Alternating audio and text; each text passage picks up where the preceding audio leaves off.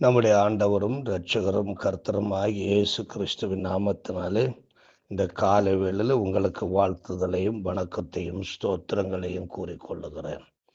உன் கண்களை ஏறெடுத்து பார் என்கிற வார்த்தையின் அடிப்படையிலே இந்த நாளிலே நாம் ரோமர் 12ஆம் அதிகாரம் 12ஆம் வசனத்தை அடிப்படையாக கொண்டு தியானிக்க இருக்கின்றோம். தேவனை நோக்கி பார்த்து ஜெபிக்கிற பிள்ளைகளுக்குள் இருக்க வேண்டிய மிக முக்கியமான ஒரு காரியம் என்னவென்றால், நம்பிக்கையிலே சந்தோஷமாய் இருக்க வேண்டும், உபத்திரவத்திலே பொறுமையாய் இருக்க வேண்டும், ஜெபத்திலே உறுதியாய் தரித்திருக்க வேண்டும் என்பதாகும். திரும்பவும் அந்த வசனத்தை நாம் மறுபடியாக படிப்போம்.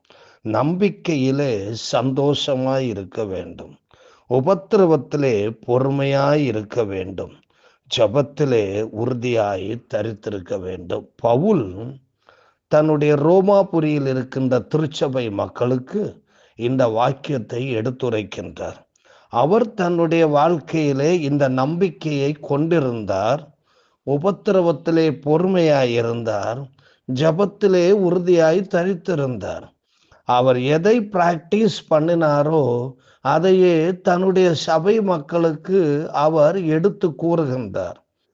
இன்றைக்கு வாசிக்கின்ற நாமும் 2000 வருடங்கள் தாண்டி இதையே நாமும் பின்பற்ற வேண்டும் என்று பணிக்கப்படுகின்றோம். ஆகவே இந்த வாக்கியத்தை குறித்து இந்த நாளிலே ஒரு சில நிமிடம் தியானிப்போம். சந்தோஷமும் பொறுமையும் ஜெபத்தில் உறுதியாயிருந்து பரலோக தேவனை நோக்குவதற்கு மிகவும் அவசியமான ஒன்றாயிருக்கிறது. இந்த சந்தோஷத்தையும் பொறுமையும் நம்ம விட்டு விடுவோம் என்றால் ஜெபத்திலே உறுதியாயிருக்க முடியாது. மனிதர்களையும் காணப்படுகிற உலகத்தையும் நாம் நம்பி இருப்போம் எனில் அவைகளின் நிமித்தமாய் கிடைக்கிற சந்தோஷம் அற்பமாயிருக்கும். தேவன் மேல் நம்பிக்கை வைத்து அவரையே பற்றி கொண்டிருப்போமானால் அந்த சந்தோஷம் நிலைவரமாயிருக்கும். யாக்கோபின் தேவனை தன் துணையாக கொண்டிருந்து அவர் மேல் நம்பிக்கை வைக்கிற மனுஷன் பாக்கியவான் என்று சங்கீதம் நமக்கு சொல்லுகிறது. எரேமியா 17ஆம் அதிகாரம் 5 முதல் 8 வரை உள்ள வாக்கியங்களிலே எரேமியா தீர்க்கதரிசி சொல்லுகிற வாக்கியங்களை நாம் கவனிப்போம். மனுஷன் மேல் நம்பிக்கை வைத்து மாம்சமானதை தன் புயபலமாக்கி கொண்டு கர்த்தரை விட்டு விலகுகிற இருதயம் உள்ள மனுஷன் சபிக்கப்பட்டவன். அவன் அந்தர வெளியில் கரளையாய் போன செடியைப் போலிருந்து நன்மை வருகிறதை காணாமல் வனாந்தரத்தின் வறட்சியான இடங்களிலும் குடியில்லாத உபர்நிலத்திலும் தங்குவான். கர்த்தர் மேல் நம்பிக்கை வைத்து கர்த்தரை தன் நம்பிக்கையாக கொண்டிருக்கிற மனுஷன் பாக்கியவான். அவன் தண்ணீர் அண்டையிலே நாட்டப்பட்டதும் கால்வாய் ஓரமாக தன் வேர்களை விடுகிறதும் உஷ்ணம் வருகிறதை காணாமல் இலை பச்சையாயிருக்கிறதும் மழை தாழ்ச்சியான வருஷத்திலும் வருத்தமின்றி தப்பாமல் கனி கொடுக்கிறதுமான மரத்தை போல் இருக்கிறான் என்று எரேமியா தீர்க்கதரிசி சொல்லுகிறார். இந்த நம்பிக்கை பரலோகத்தில் இருக்கிற தேவன் மேல் இருப்பதனால் அது நம்மை வெட்கப்படுத்துவதில்லை என்று ரோமருக்கு எழுதின நிருபத்திலே பவுல் இப்படி சொல்லுகிறார். இவ்விதமாக நாம் விசுவாசத்தினாலே நீதிமான்களாக்கப்பட்டிருக்கிறபடியால் நம்முடைய கர்த்தராகிய இயேசு கிறிஸ்து மூலமாய் தேவனிடத்தில் சமாதானம் பெற்றிருக்கிறோம். அவர் மூலமாய் நாம் இந்த கிருபையில் பிரவேசிக்கும் சிலாக்கியத்தை விசுவாசத்தினாலே பெற்று நிலை கொண்டிருந்து தேவ மகிமையை அடைவோம் என்கிற நம்பிக்கையினாலே மேன்மை பாராட்டுகிறோம். அது மாத்திரமல்ல, உபத்திரவம் பொறுமையையும், பொறுமை பரீட்சையையும், பரீட்சை நம்பிக்கையையும் உண்டாக்குகிறது என்று நாங்கள் அறிந்து உபத்திரவங்களிலும் மேன்மை பாராட்டுகிறோம். மேலும் நமக்கு அருளப்பட்ட பரிசுத்த ஆவியினாலே தேவ அன்பு நம்முடைய இருதயங்களில் ஊற்றப்பட்டிருக்கிறபடியால் அந்த நம்பிக்கை நம்மை வெட்கப்படுத்தாது. நாம் பரலோகத்திலிருந்து நம்முடைய ஆண்டவராகிய இயேசு கிறிஸ்து வரப்போகிறார் என்றும், அவர் வந்து நம்மை அழைத்து கொண்டு போய் அவருடைய ராஜ்யத்திலே நம்மை நிலைநிறுத்த போகிறார் என்றும் நம்பிக்கொண்டிருக்கிறோம். அந்த நம்பிக்கையிலே நாம் உறுதியாய் இருக்க வேண்டும் என்பது தேவன் நம்மிடத்தில் எதிர்பார்க்கின்ற ஒன்று. ஆகவே அவர் வருகிறதை நாம் எதிர்பார்த்து காத்திருக்க வேண்டும்.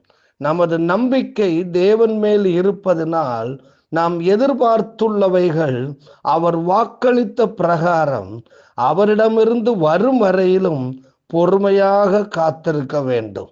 உபத்திரவங்களோ, குறைவுகளோ, போராட்டங்களோ, வேதனையான அனுபவங்களோ வந்தாலும் இந்த பொறுமையை இழக்காதபடிக்கு, உபத்திரவத்திலே பொறுமையை இழக்காதபடிக்கு, நம்பிக்கையிலே சந்தோஷத்தை இழக்காதபடிக்கு நாம் காத்திருக்க வேண்டும். ரோமர் 8ஆம் அதிகாரம் 23 முதல் 25 உள்ள வாக்கியங்களை வாசிக்கும் பொழுது, அதுவும் அல்லாமல் ஆவியின் முதற் பலன்களை பெற்ற நாமும் கூட நம்முடைய சரீர மீட்பாகிய புத்திர சுவிகாரம் வருகிறதற்கு காத்திருந்து நமக்குள்ளே தவிக்கிறோம். அந்த நம்பிக்கையினாலே நாம் ரட்சிக்கப்பட்டிருக்கிறோம். காணப்படுகிறதை நம்புகிறது நம்பிக்கை அல்ல, ஒருவன் தான் காண்கிறதை நம்ப வேண்டுவதென்ன? நாம் காணாததை நம்பினோமாகில் அது வருகிறதற்கு பொறுமையோடு காத்திருக்க வேண்டும். பலவீனம் உண்டானாலும் அவர் உதவி செய்கிறவராய் இருக்கிறார். நாம் உபத்திரவத்திலே பொறுமையை கடைபிடிப்போம் என்றால் நமக்கு பலவீனங்கள், குறைவுகள் போன்ற எது ஏற்பட்டாலும் அவர் நமக்கு தம்முடைய ஆவியினாலே உதவி செய்கிறவராய் இருக்கிறார். அதே பகுதியில் ரோமர் 8ஆம் அதிகாரம் 26 8 வரை உள்ள வாக்கியத்தை வாசிக்கும் பொழுது, அந்தபடியே ஆவியானவர் நமது பலவீனங்கள் நமக்கு உதவி செய்கிறார்.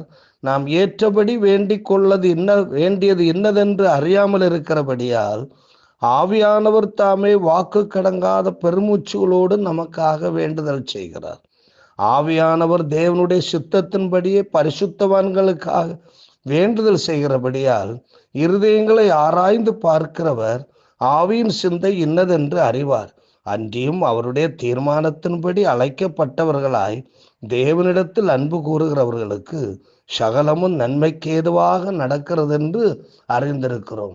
தாவீது சங்கீதம் 40 அவர் சொல்லுகிற வாக்கியங்களை நாம் கவனத்தில் கொள்வோம். சங்கீதம் 40 1-8. கர்த்தருக்காக பொறுமையுடன் காத்திருந்தேன், அவர் என்னிடமாய் சாய்ந்து என் கூப்பிடுதலை கேட்டார். பயங்கரமான குழியிலும் உளையான சேற்றிலும் இருந்து என்னை தூக்கி எடுத்து என் கால்களை கன்மலையின் மேல் நிறுத்தி என் அடிகளை உறுதிப்படுத்தி நமது தேவனை துதிக்கும் புதுப்பாட்டை அவர் என் வாயிலை கொடுத்தார். அநேகர் அதை கண்டு பயந்து கர்த்தரை நம்புவார்கள். அகங்காரிகளையும் பொய்யை சார்ந்திருக்கிறவர்களை நோக்காமல் கர்த்தரையே தன் நம்பிக்கையாக வைக்கிற மனுஷன் பாக்கியவான் என்று தாவீது சொல்லுகிறார். உங்கள் உளப்பூர்வமான ஜெபத்திற்கு இந்த பொறுமை மிகவும் அவசியம். இவ்விதமாய் நம்பிக்கை உடையவர்களாய் இருந்து பொறுமையோடு காத்திருக்கும் நாம் ஜெபத்திலே உறுதியாய் தரித்திருக்க வேண்டும்.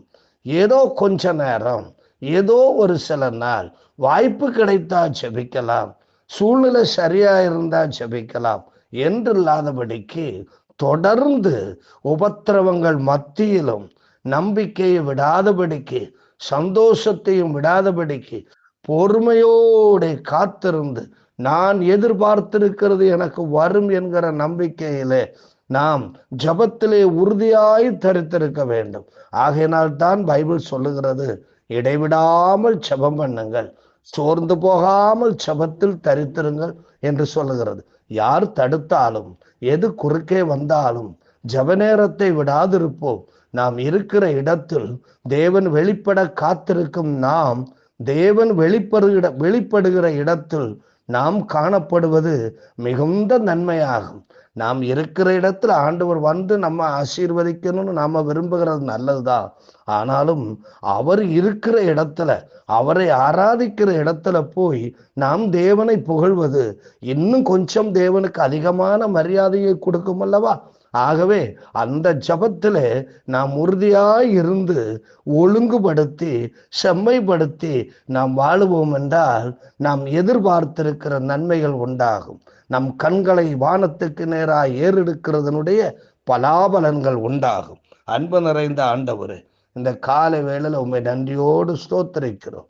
நாங்கள் ஆண்டவரே நம்பிக்கையிலே சந்தோஷமாய் இருக்க, உபத்திரவத்திலே பொறுமையாய் இருக்க, ஜபத்திலே உறுதியாய் தரித்திருக்க எங்களுக்கு உதவி செய்யும். பரிசுத்த ஆவியானவர் ஆண்டவரே இத்தியாதி காரியங்களை எங்களுக்குள்ள உறுதிப்படுத்தி நாங்கள் இவ்விதமாய் நடக்க எங்களுக்கு உதவி செய்யும். இயேசு கிறிஸ்துவின் மூலம் கேட்கிறோம் இரக்கம் நிறைந்த பரமபிதாவே, ஆமென்.